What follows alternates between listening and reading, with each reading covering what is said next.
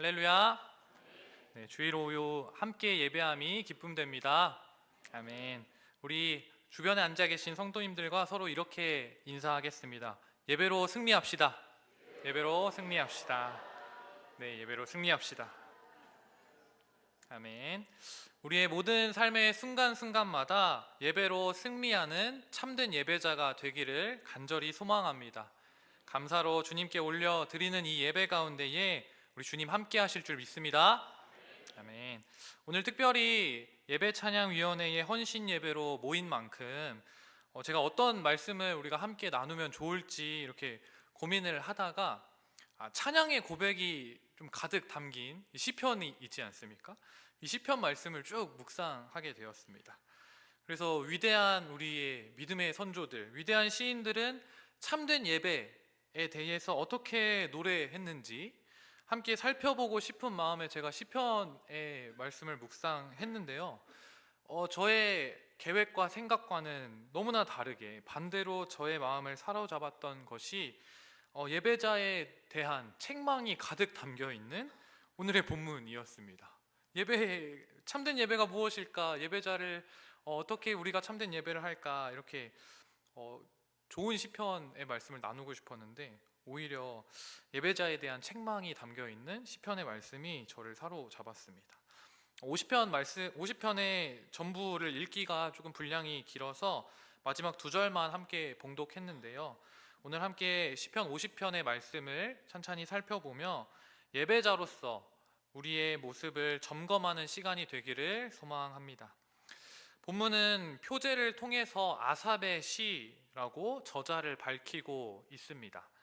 아삽은 다윗이 임명한 성전 찬양대의 지휘자로 알려진 인물입니다.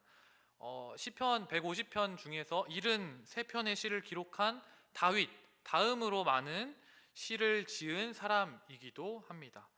그러니까 그는 뛰어난 음악가였고 시인이었고 성전 찬양대의 대표였습니다. 예배를 섬기는 사람이었다라는 것이죠. 그 예배를 섬기는 사람으로서 수많은 예배를 경험했을 것이고 그 예배 안에서 충만한 은혜를 분명히 누렸을 것입니다. 그러나 동시에 그 예배를 섬기는 그 현장 안에서 안타까운 모습들도 참 많이 발견했다라는 것이죠. 잘 생각해 보시면 사실 여기 앉아있는 우리도 그렇지 않습니까? 예배를 섬기고 교회에서 봉사자로 집사로, 장로로, 권사로 함께 있을 때 이 봉사할 때 부어주신 하나님의 은혜가 너무나 크지만 그 안에서 봉사하면서 나의 연약한 모습을 발견하기도 하고요. 때로는 다른 예배자들로 인해서 시험에 빠지기도 하는 것이 우리의 현실이다라는 것이죠. 아삽은 그러한 마음을 담아서 오늘 시를 지었던 것 같습니다. 자신을 포함한 예배자들의 연약한 모습을 하나님 앞에 고발하는 시를 지어 노래한 것입니다. 시인은 예배자들의 두 가지 잘못을 지적하고 있습니다. 첫 번째는 이스라엘 백성들의 형식적인 예배였고, 두 번째는 예배자들의 위선적인 삶의 태도에 대해서 지적하고 있습니다. 이 말씀은 사실 오늘 우리의 예배와 우리의 삶을 두려운 마음으로 한번 돌아보게 하는 말씀이기도 합니다. 여기에 설교자로 서 있고 또 목회자로 부르심을 받아서 예배를 섬기고 교회를 섬기는 저를 향한 이야기이기도 합니다. 우리가 함께 말씀을 살펴보면서 예배자로서의 우리의 삶의 자세를 한번 점검하고 순종하는 마음으로, 말씀에 순종함으로 우리의 삶의 자세를 수정하는 시간이 되기를 간절히 소망합니다. 본문은 하나님께서 심판장으로 하나님의 백성들을 판결하시기 위해 등장하는 것으로 시작하고 있습니다. 시인은 그 하나님을 부르며 전능하시니 여호와 하나님이라고 부르고 있습니다. 하나님께서 절대 주권을 가지신 공의로운 심판장이시다라고 말하고 있는 것입니다. 하나님은 재판장으로서 충분한 권위를 갖추셨고 절대적인 공의로 판결하는 분이시다라는 것을 강조하고 있다라는 것이죠. 그러니까 하나님, 완전하신 그 판결자인 하나님 앞에서 우리는 우리의 죄를 변론하기 위해 어떠한 증거를 내밀 필요도 없고 우리의 죄를 숨길 수도 없다라는 것입니다. 그리고 하나님의 판결에 감히 항소할 수 없다라는 것이죠. 그렇다면 심판장이신, 재판관이신 하나님께서 왜 등장하셨습니까? 4절과 5절의 말씀 우리 함께 읽겠습니다. 시작. 하나님이 자기 백성을 판결하시려고 위하늘과 아랫 땅에 선포하여 이르시되 나의 성도들을 내 앞에 모으라. 그들은 제사로 나와 언약한 이들이니라 하시도다. 아멘. 하나님께서 지금 자신의 백성들을 심판하기 위해 오셨다라고 말씀하십니다. 심지어 그 백성이라는 사람들을 성도라고 부르시기까지 합니다. 성도가 무엇입니까? 거룩한 무리, 구별된 백성을 의미하는 단어입니다. 이들은 제사, 즉 예배로 하나님과 언약된 사람들이었습니다. 하나님께서 허락하신 그 삶의 자리에서 하나님을 예배하고 하나님께 영광을 돌리겠다라고 약속한 사람들이 바로 성도입니다. 저와 여러분들을 가리키는 말이기도 하지요. 그런데 하나님께서 성도를 판결하시기 위해 오셨다라고 말하고 있는 것입니다. 판결은 누가 받습니까? 판결은 어떤 죄의 혐의가 있는 사람들이 받는 것이 판결이지 않습니까? 그런데 오늘 거룩한 백성, 예배로 언약된 사람들인 성도에게 어떠한 혐의가 있기에 하나님께서 그 공의로운 심판을 내리시겠다 말씀하십니까? 분명한 것은 하나님께서 그의 백성, 성도를 책망하시겠다라는 사실입니다. 그 책망의 이유는 그들이 드리는 제사, 그 예배와 관련이 되어 있습니다. 8절의 말씀 읽겠습니다. 시작. 나는 내 재물 때문에 너를 책망하지는 아니하리니 내 번제가 항상 내 앞에 있음이로다. 아멘. 다행스럽게도 재물 때문에 저희를 책망하지는 않으신다라는 것이죠. 무슨 말씀이십니까? 이스라엘 백성들이 하나님 앞에 제사를 드리지 않았다거나 또는 재물을 가지고 오지 않았다는 것이 아니라는 말씀입니다. 그들은 계속해서 끊임없이 제사를 드려왔습니다. 그리고 그들이 드린 제물에도 결코 소홀함이 없었습니다. 항상 가장 좋은 것들로 하나님께 제물을 바쳐왔다라는 것이죠. 그런데 그럼에도 불구하고 하나님께서는 그들의 제물을 기쁘게 여기시지 않았다라는 것입니다. 그들의 문제가 무엇이었을까요? 이어지는 말씀을 통해 알 수 있는 것은 그들은 제사와 예물을 드릴 때에 마치 하나님께서 자신들의 제사와 예물을 필요로 하는 분인 것처럼 착각을 했다라는 것입니다. 이들의 착각은 사실 이 제사에 대한 착각은 매우 이교도적인 생각이었습니다. 당시에 이방 종교들을 생각하면 그들은 신들의 기분을 맞춰주기 위해서 제사했습니다. 좋은 것들로 제물을 바쳤고요. 그들은 신들의 화를 가라앉힐 필요가 있었기 때문에 제사했다라는 거죠. 그리고 신들의 축복을 받기 위해서 제사했습니다. 신들이 원하는 것들을 바쳐왔다라는 거죠.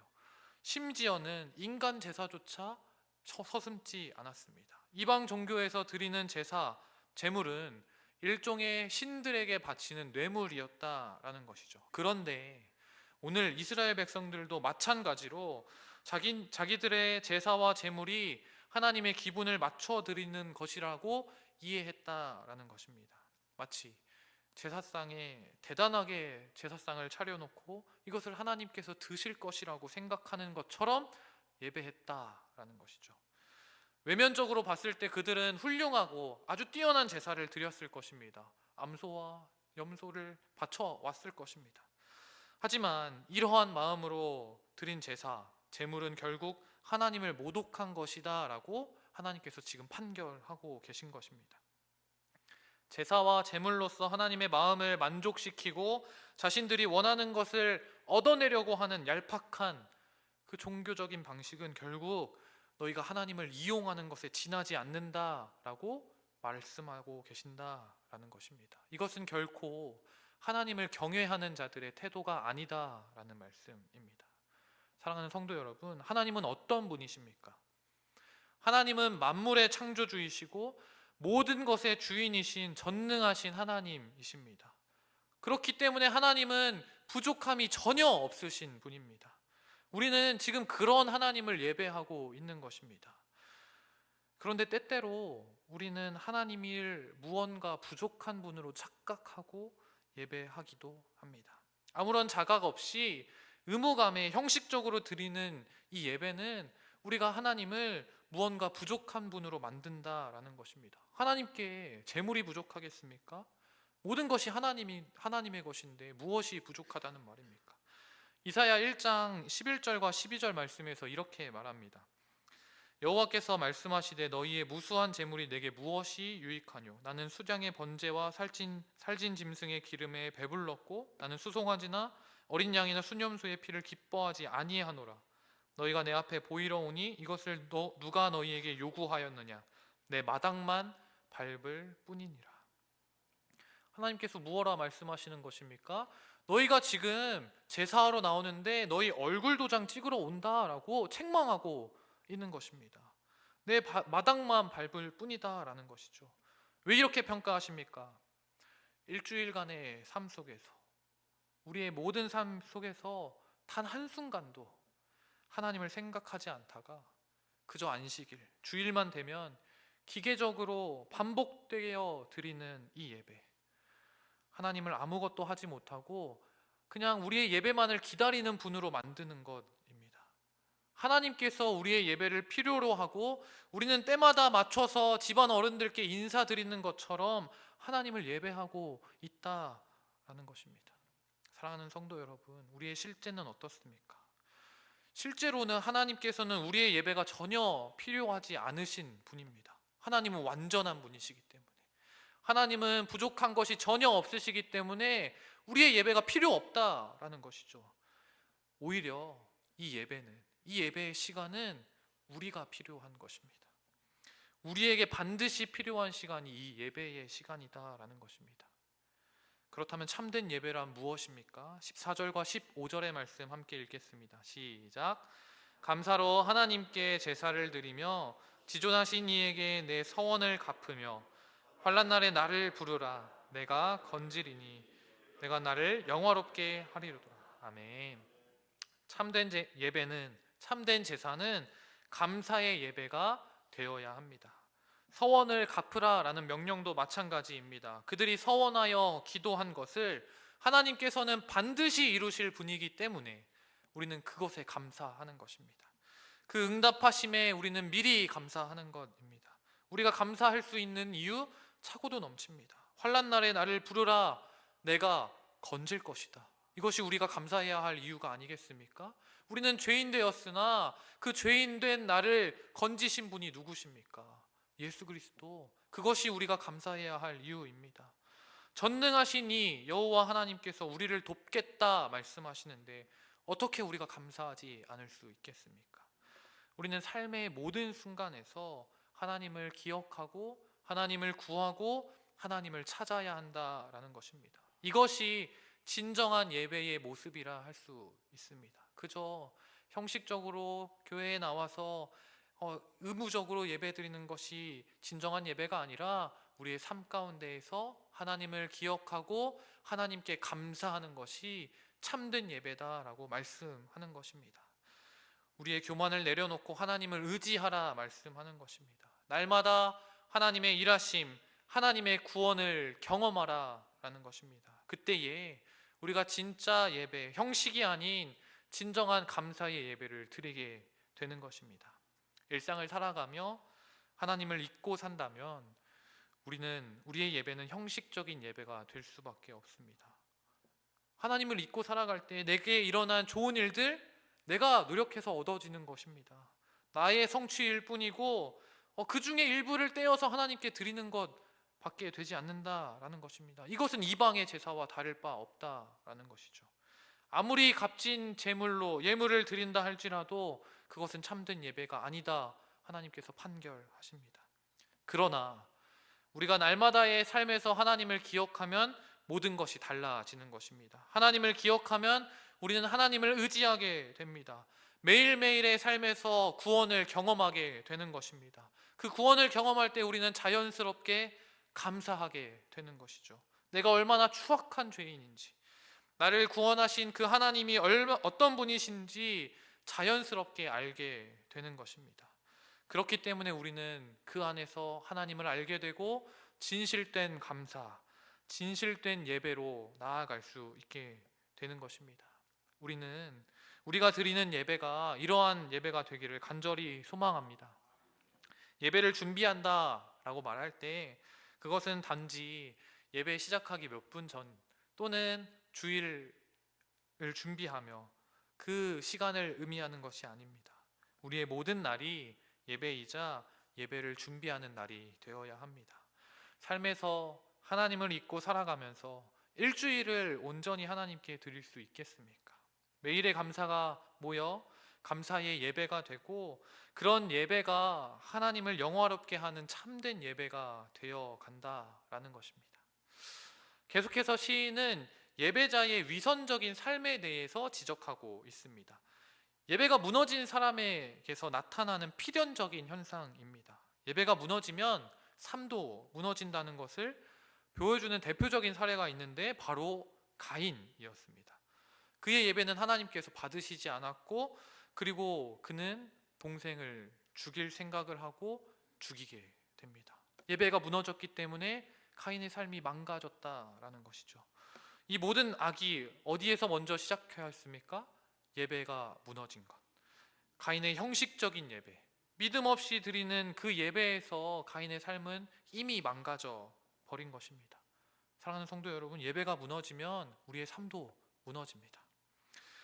시인은 위선적인 삶을 살고 있는 그 악인들에 대해 말하면서 이들은 율례를 전하고 하나님의 언약을 입에 둔 사람이라고 말씀합니다. 율례를 전하고 하나님의 언약을 입에 둔 사람. 제가 말씀을 묵상하는데 이 말씀이 저를 굉장히 많이 아프게 했던 것 같습니다. 저를 두고 하는 말씀 같았어요. 하나님의 말씀을 학교에서 배운 대로 그럴듯하게 해석하고 강단에 서서 선포하지만 실상은 16절의 말씀과 같이 그 교훈을 미워하고 하나님의 말씀을 등 뒤로 던져버리는 것입니다. 하나님의 말씀이 내 앞에 서서 그 말씀을 따라 순종하는 삶을 살아야 하는데 오히려 하나님의 말씀을 내 눈에 보이지 않게 뒤로 던져버린다라는 것이죠. 그러면서도 담대하게 삶을 살아갑니다. 담대하게 또 여기 와서 설교하는 거죠. 목사라고 으스대면서 말씀을 전합니다. 저는 왜 그럴까요? 우리는 왜 그렇습니까? 우리가 이토록 담대할 수 있는 것, 하나님의 심판이 당장에 일어나지 않기 때문입니다. 전도서 8장 11절 말씀입니다. 함께 읽겠습니다. 시작. 악한 일에 관한 징벌이 속히 실행되지 아니하므로 인생들이 악을 행하는 데에 마음이 담대하도다. 당장에 아무 일도 일어나지 않기 때문이죠. 예배가 무너지더라도 형식적인 예배를 드린다 하더라도 나의 삶이 당장 무너지지 않기 때문에 나는 이렇게 또 말씀을 뒤에 던져버리고 살아간다라는 것이죠. 하나님께서도 잠잠하십니다. 그러니까 아무렇지 않은 줄 알고 살아가게 되는 것입니다. 하나님의 침묵을 그저 내 식대로, 내 방식대로 해석한 것입니다. 하나님의 그 오래 참음과 하나님의 은혜를 당연한 것으로 여기고 살아간다라는 것이죠.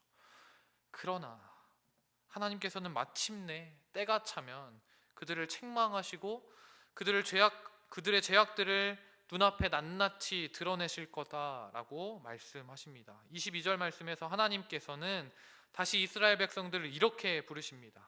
하나님을 잊어버린 너희여. 사랑하는 성도 여러분, 하나님을 잊어버린 너희여. 이 말씀이 혹시 저와 여러분을 부르시는 하나님의 음성은 아닙니까? 매주 예배에 참석하고 하나님의 말씀을 묵상하기도 합니다. 심지어는 설교하는 목사임에도 불구하고 매일의 삶에서 하나님을 잊어버리진 않았는지 우리의 삶을 돌아보기를 소망합니다.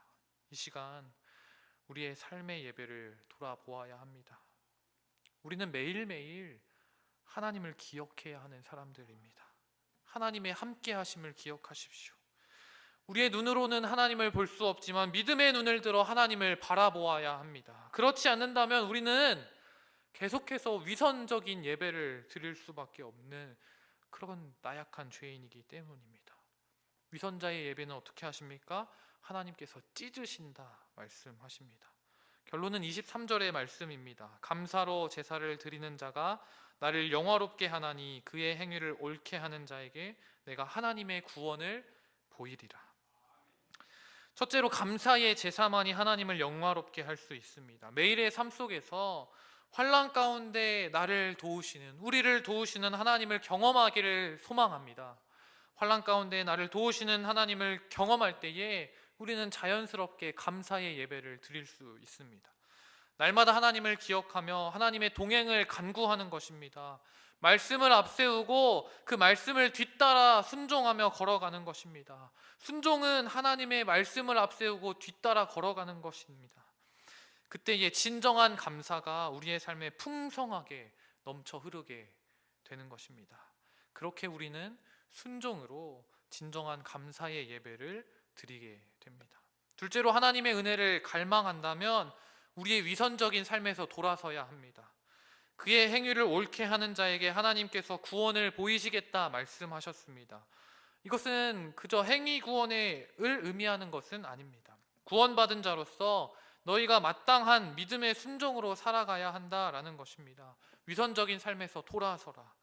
사랑하는 성도 여러분, 참된 예배자가 되기 위해 가장 중요한 것은 우선 하나님을 기억하는 것입니다.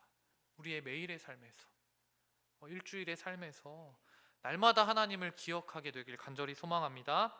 매 순간 하나님을 기억하십시오. 그분이 어떤 분이신지, 그분이 나를 어떻게 구원하셨는지, 또 그분이 나에게 무엇을 원하시는지 우리가 잊지 않고 반드시 기억해야 합니다. 이것은 우리 자동적으로 그저 되어지는 것이 아닙니다. 의식적으로 하나님을 기억하기 위해 노력해야 합니다. 우리가 진정으로 하나님을 기억할 때에 우리는 참된 예배를, 감사의 예배를 드리게 될 것입니다. 우리는 하나님을 예배하는 성도입니다. 우리가 예배하는 하나님은 만물의 창조주, 온 우주의 주인, 전능하신 하나님이십니다. 그렇기 때문에 그분은 부족함이 없으신 분입니다. 우리의 예배도 사실은 필요 없다라는 것이죠. 우리의 예배는 왜 필요합니까? 내가 하나님을 만나기 위해 나에게 필요한 것입니다. 그분에게 부족한 것이 아무것도 없기에 우리가 그분께 드릴 것은 내가 가진 그 알량한 재물이나 또는 위선적인 그 헌신이 아니라 성도의 거룩한 삶, 매일매일 하나님을 기억하는 삶, 모든 죄악된 행위를 끊어내고 순결함으로 무장한 삶, 그 그리스도의 보혈로 흠뻑 젖은 삶인 줄 믿습니다. 우리가 그분께 드려야 할 것은 우리의 재물이 아니라 우리의 삶인 줄 믿습니다. 오늘의 말씀을 우리의 가슴에 새기길 간절히 소망합니다. 하나님이 원하시는 진정한 예배를 드리는 참된 예배자 되어 살아가기를 간절히 소망합니다.